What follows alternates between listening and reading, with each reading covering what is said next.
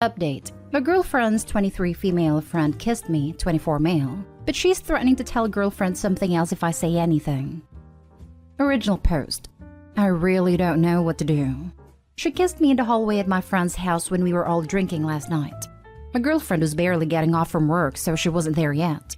She freaked out when I said I was gonna tell my girlfriend, and she said she'll tell her I pushed myself on her to kiss and touch her.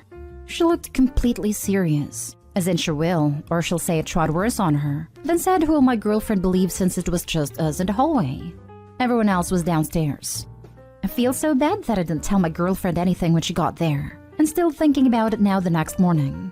I want to be honest about what her best friend did, but I'm scared she's going to put the blame on me. Now for the top advice before reading the update. The longer you wait, the worse it will be. Tell her. That's true.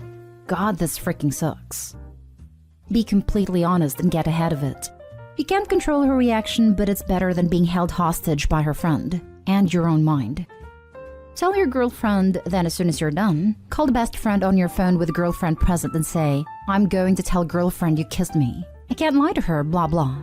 And she will probably call herself out then and there. You gotta tell her now. Tell her exactly what happened, and then tell her you said you would share and she threatened you. After all we've been through, I hope she believes me. They've been friends for years, so my fear is she'll believe anything she tells her. Do you think you might be able to get her friend to admit what happened via text? Or record her making this threat next time you see her? I would tell your girlfriend immediately either way because you want to get ahead of it, in case her friend panics and decides to say something. But it might be worth seeing if you can get her to own up if you think she might take the bait. Obviously loop your girlfriend into this as well. I didn't think about that. Not sure about the text though. She might not want to send anything that I could show to my girlfriend, but recording might work. And now for the update. Sorry to leave you guys hanging. I know many were asking for an update on my post. The last few days have been pretty crazy. For one thing, my girlfriend knows. She was shocked, but I told her the whole thing. Not only about what she did, but the fact that she threatened to lie about me doing worse. And that's why I was afraid to tell her. Also because I was worried how my girlfriend would react. She was shocked and pretty confused, like she wanted to cry. And then I learned something messed up.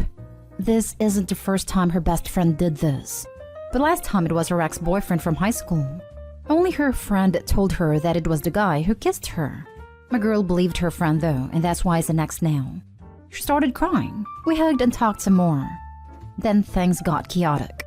Her now ex-friend decided to stick with her threat and told my girlfriend a completely different version where I forced myself on her. Supposedly covered her mouth and tried to freaking violate her, but she managed to push me off and go with everyone else. Only my girlfriend did believe her lie, and they had a huge fight. Obviously no longer friends, and my girlfriend was pretty devastated. I hated seeing her so hurt, and wished that this didn't have to happen. Then to make everything worse, she stuck to her word and lied to all of our friends about what happened. Made herself the freaking victim and told them my girlfriend is supporting an offender over her own friend. Like seriously, it was freaking crazy. My girlfriend couldn't believe it. That hurt her even more. Our friends had texted her non-stop telling her what an awful person she is, that I'm a freaking monster and they're encouraging her to file a police report, which she was planning to do because that's what she told her cousins. That lasted a couple days. It was so stupid though, because if something like that even happened, why would you not tell someone right away? At least some of our friends who were at a party didn't seem to buy her story. Not all of them, but at least some. We got sick of this garbage. So my girlfriend went over to her house and she convinced her to admit it was a lie. I don't know how she did that, but my girlfriend said it took a lot of talking. Plus, she managed to catch some holes in her lies. Then an hour later, she got a text from her saying she's sorry about spreading those rumors and asking if they could talk because she doesn't want their friendship to end this way. Yeah, after kissing me without consent, lying about a crime and making my girlfriend seem like the bad guy too, she doesn't want their friendship to end like that? So freaking crazy. It all drained us, to be honest. My girlfriend wasn't in a good place and I felt bad. Tried to be there for her, hugging her whenever she cried and saying how much I love her. We didn't want to do anything for Thanksgiving because of everything, so we came here to stay at a motel by the beach the last 2 days so we could forget about stuff. She's still sad about losing someone she thought she could trust, but I'm sad for my girl. Hoping things get better from here now that she's not around. Edit. To people saying to talk to a lawyer, I realize I probably should. just so some things are on the record and this can't come back to bite me in the future. I don't know when we'll be back home, but once we get back, I'll try talking to a lawyer. Thanks.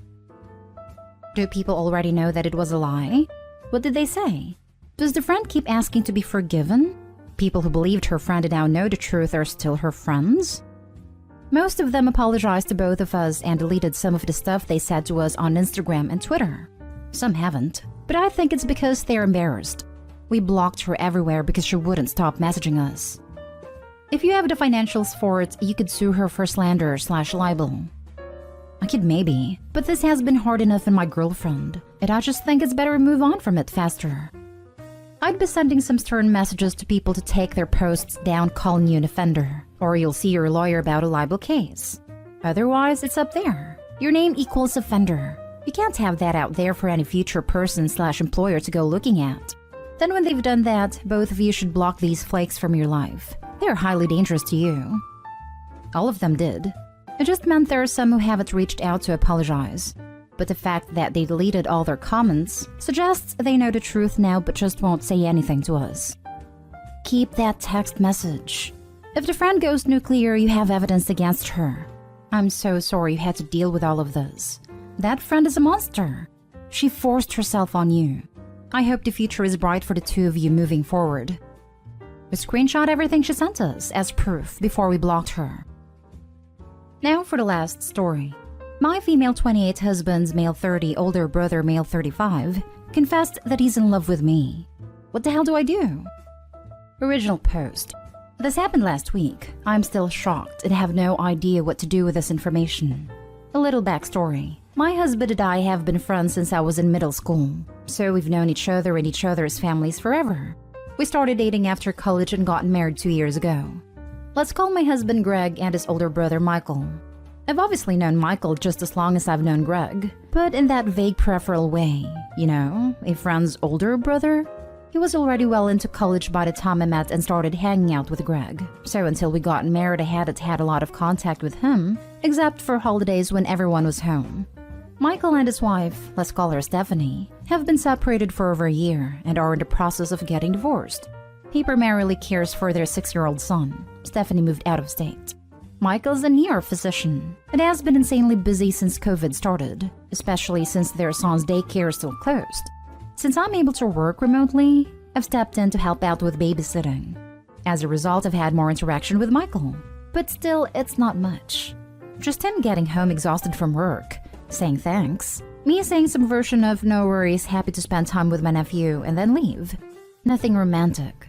No ulterior motives. Nothing weird. Then last week, as I was gathering up my laptop and stuff getting ready to go home, Michael said, "Hey, I really need to talk to you about something that's been bugging me." I honestly thought it was going to be that I had done something wrong in caring for his son, letting him do/eat something he wasn't supposed to or something like that. But then he essentially told me that he's been in love with me for years, and that his feelings toward me were a contributing factor in him leaving Stephanie, and seeing me with his son and coming home to me every night has been wonderful. He then said, "I understand you're with Greg, but I had to tell you how I feel." I sort of blacked out from shock, mumbled something about needing to get home, and left. I can't stress enough how little one-on-one contact Michael and I have had. Like, I don't think I've ever even hugged him. If you added up all the words we've ever spoken to each other, it might comprise a 30-minute conversation. He's almost like a father/teacher figure to me. I certainly don't feel the same way about him, and I'm blown away that not only is he apparently in love with me, how, but I was a contributing factor in his divorce? Which means Stephanie knows how he feels. Because I know some problematic people will ask, no, I have never led him on, or in anything even remotely revealing in front of him, texted him about anything other than childcare logistics, or spent more than 10 minutes alone with him. I'm honestly more confused than anything, because from my perspective, he knows nothing about me. Like, we barely talk. How the hell can he think he's in love with me? I've avoided him entirely since it happened, saying I had a bunch of meetings and couldn't babysit last week, which I feel really guilty about because I love spending time with my nephew. I haven't told anyone else, especially my husband. Please help. This is so far above my pay grade, and probably above Reddit's as well, but have no idea what to do.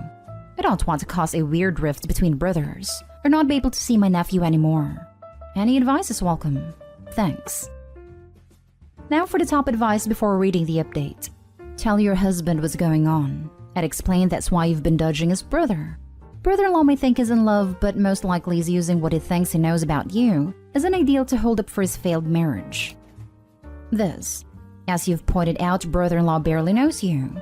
He's created an idea of you in his mind and fallen in love with it. This sometimes happens when people are unhappy in their lives and close themselves off from being involved in the people around them. He was likely unhappy with his wife, and during that time continued to imagine a life with you, building you up into someone you have never been. Be sure to mention this to your husband. I think that your brother-in-law needs clear boundaries, but not a kick in the teeth. He likely needs therapy. Step 1. Show husband this post. The information is going to cross husband's path eventually, and it's really important that you're the one to tell him. You don't want him finding out. Plus, finding out you know. Plus, you elected not to tell him. Real step 2. Avoid contact and start treating your mental and emotional health. Blacking out from stress is a sign of trauma, but just like any wound, can heal. Green grass, blue skies. Tell your husband. The brother needs to be called out on his stupidity. Sounds like has he had tough run. Might have got a bit too intense and found comfort in any female close proximity. It happens. Maybe Michael isn't in love with you. I'm not saying you're not a catch, but maybe he's in love with the idea of you. Do you know why his marriage ended? But perhaps he saw you and Greg together and was thinking about how you don't fight or how you look happy together, etc., etc., and saw those things missing in his marriage. It could be just more fake crush than an actual I've loved you since day one. But you need to tell your hubby ASAP. You don't want him to find out from your soon-to-be ex-sister-in-law calling him saying, "It's your wife's fault my marriage is over." Now for the update. This is going to be super long, but here it goes. My husband is my best friend. Has been since I was 12 years old. Keeping this from him for 5 days was the hardest thing I've ever done. I was sick to my stomach and could barely sleep. A special FU to those commenters who insinuated that I was lying and had actually been in love with / sleeping with Michael the entire time. And I'm using this as an excuse to get out of cheating. Who hurt you? I knew even before posting on here that I needed to tell my husband. But being the conflict-averse, socially awkward / anxious person I am, I sort of hoped this would all go away if I just ignored it like nothing happened, or pretend I had gone spontaneously deaf. I didn't want it to turn into some huge deal that made every family get together impossibly awkward. But the responses I received here were overwhelmingly, "Tell your goddamn husband." Yesterday, Tuesday morning, I told my husband everything. His initial response, no joke, was laughing. What?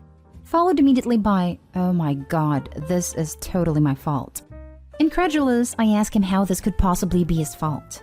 He explained that when Michael and Stephanie were still married, whenever they would have issues in their relationship, Michael would confide in Greg, who in turn would offer his advice and support. Being a protective little brother and upset about how Michael was being treated by his wife, Greg would apparently always use me as the good example, in contrast to Stephanie's bad. She was a bit of an a-hole, to be fair, insisting that Michael deserved better, deserved to have a relationship like we did, a wife who loved him as much as I love Greg. I then pointed out the obvious, that this was neither his fault nor mine, and that Michael was definitely not in love with me, but the idea of me. First as the wife he wanted but did not have, then as the mother to his child. We agreed that the situation has been compounded by the unimaginable stress he's been under since COVID, and he probably saw me as the only stable, loving presence in his and his son's life. Because my husband is the kindest, most empathetic, most amazing man on earth, and probably a better brother than Michael deserves, to be honest, he wasn't even angry. He was sad. He knew as well as I did that Michael was not actually in love with me. We agreed we would talk to Michael together, suggest therapy, and continue supporting him and caring for our godson. We also agreed that no matter what happened, we would not let that little boy be the collateral damage in this awkward, unnecessary mess, especially when his parents have divorced. His own mother has all but abandoned him, and a global pandemic has prevented him from seeing his kindergarten friends as often. He needs and deserves a stable, loving, normal environment in which to be a kid. Greg and I decided that we would watch our nephew together yesterday, at our house. Greg texted Michael that we would be working from home, and to drop the boy off on his way to the hospital. When Michael got off work and came to pick up his son, I was upstairs, leaving them to talk. After they had talked for about an hour and a half, Greg called me downstairs. Both of them had been crying. Michael apologized to me and to Greg, profusely. Total mea culpa. He insisted his intention in confessing his feelings was meant more as a compliment to what an amazing wife I am to Greg, and how happy you make my son. And that was what motivated him to finally leave Stephanie 2 years ago. Not wanting to be with me and take me away from Greg, but realizing that I, or more realistically someone like me, was what he wanted/deserved. He said he realized it was selfish of him to unload his feelings on me like that. And he knew I wouldn't reciprocate them, but that he felt he would go insane if he didn't just freaking say something, with everything else on his plate right now.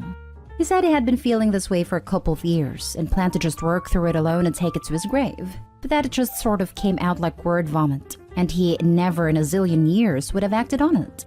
Michael also made a point to underscore the fact that these romantic feelings toward me are quite new, developing about 5 years ago, and were in no way predatory, since he's known me since I was 12 and he was 20. Michael agreed to seek therapy. Greg and I even offered to join him at the sessions if he thought it would be helpful. Greg and I will also still be helping him with a son. He works insane hours, and is new to the whole single dad thing. Any babysitting will be done at our house, not Michael's from now on. For those pointing out that Michael can afford alternate childcare for his son, that's not the point. His son, our godson, needs a stable environment filled with family and routine, since his life has been pretty much uprooted by the divorce, his mom leaving, and the pandemic. Until his school resumes in-person classes next spring, we'll care for him as a family. Greg and Michael's sister and parents, while they know nothing of this mess, share in the responsibility as well, so it would not be totally in our hands. All in all, I don't think any of us could have hoped for a better outcome to this weird situation. Happy to have everything out in the open so we can move forward. Thanks again for all of your advice and kind words. I have the best husband, salt of the earth that one,